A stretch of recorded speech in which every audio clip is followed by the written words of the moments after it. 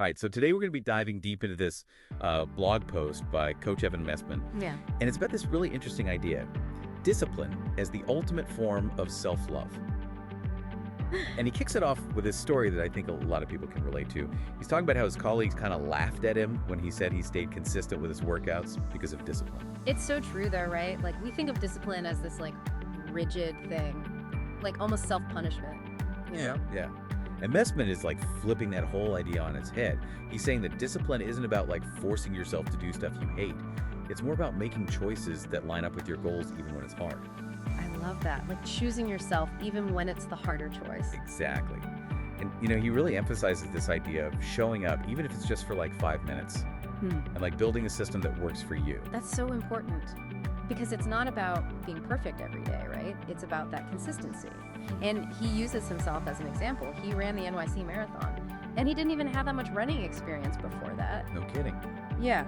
And he like adapted his training around injuries. He fit in workouts with like a crazy schedule, 2-hour commute, being a dad. He even squeezed in workouts at like 2:45 a.m. before flights. Wow. So this guy's like seriously dedicated. But I think his point is that you don't have to be superhuman. It's more about having a system. Yeah, a system that works for you. And he says anyone can build that. That's encouraging. Right. And the key is that self-love part. He calls discipline like the highest form of self-love because it shows you're committed to your well-being and your growth. It's like you're investing in yourself. You're proving to yourself that you're worth it. And you back that up with actions. Exactly. It's not just like a thought or a feeling. It's like choosing healthy food over junk food. Yeah. Like you're nourishing yourself in a way that shows you care about your long-term health and happiness. I like that analogy. And, Messman argues that this consistent self-care, these choices we make, it builds up our mental and emotional strength. For sure. It's like a muscle you're working out, which then leads to more confidence and resilience. Like you start to trust yourself more. You see that you can keep the promises you make to yourself. So it's like if we want that unshakable confidence, we got to start by changing how we see discipline. What do you think? Absolutely. It starts with taking action. Messman is all about not waiting for like the perfect moment or motivation. He says, start small, take action, now build momentum. Yeah. He talks about these tiny decisions that create big momentum, like his whole marathon journey. It didn't start with a 20-mile run, right? It was all those little consistent runs. That's the cool part. It's not about perfection. It's about persistence. And that consistency, it can change anything in our lives, our health, our work, our relationships. It's like showing up for yourself, even when you don't feel like it, proving to yourself that you can do so much more than you think. And isn't that a powerful way to love yourself? To believe in yourself enough to make those tough choices, to build a system that helps you grow, to keep moving forward. One little decision at a time. Welcome back. So as we dive back in, I'm curious what stood out to you the most from the first part of our conversation about Messman's story, or just like the whole idea of shifting our perspective on discipline. Yeah, what really hit me was how he's reframing discipline. It's not about like depriving yourself or forcing yourself to do things you hate. It's about making choices that are in line with what you actually want for yourself, even when it's hard. Right.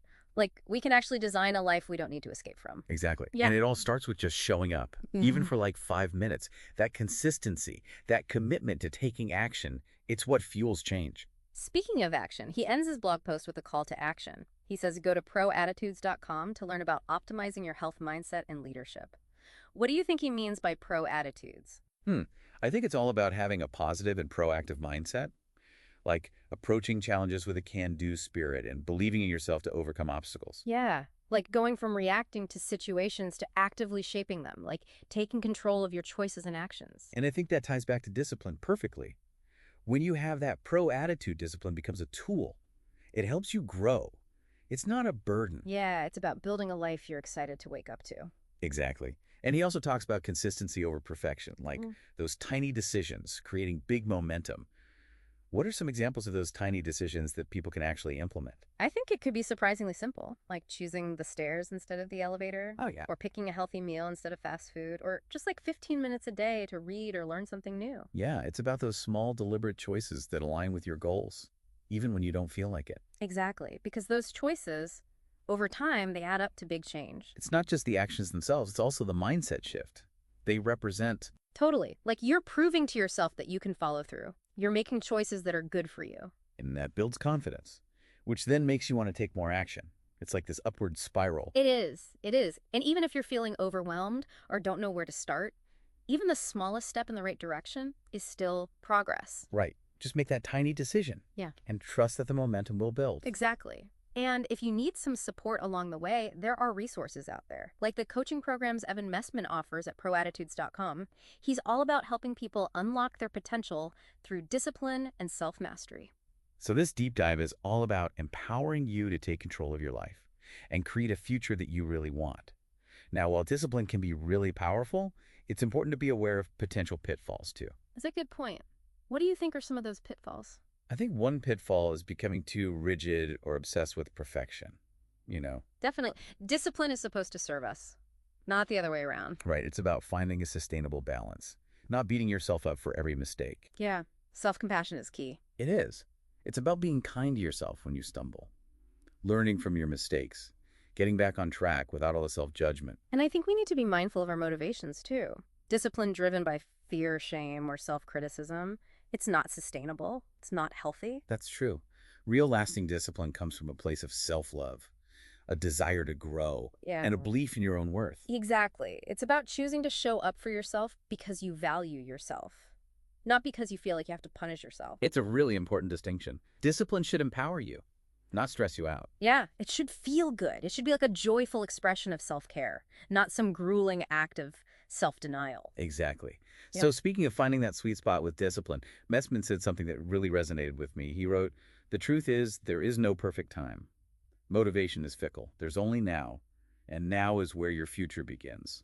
What do you think about that? It's so true. There are always going to be reasons to put things off, to doubt yourself, to wait for a better time. But the only time we really have is now. You're right. The sooner we start making those consistent choices, the sooner we'll see the results, and the more momentum we'll create towards a fulfilling life. Exactly. A life that shows your self-love and your commitment to growth. So as we head into the final part of this deep dive, I want you to think about one area of your life where you want to see growth. What's one small action, one tiny decision you can commit to taking today? Don't overthink it. Just start where you are with what you have, and trust the power of consistent action. And with that, we'll transition to the last part of our deep dive, where we'll explore how to use discipline as a force for positive change in our lives.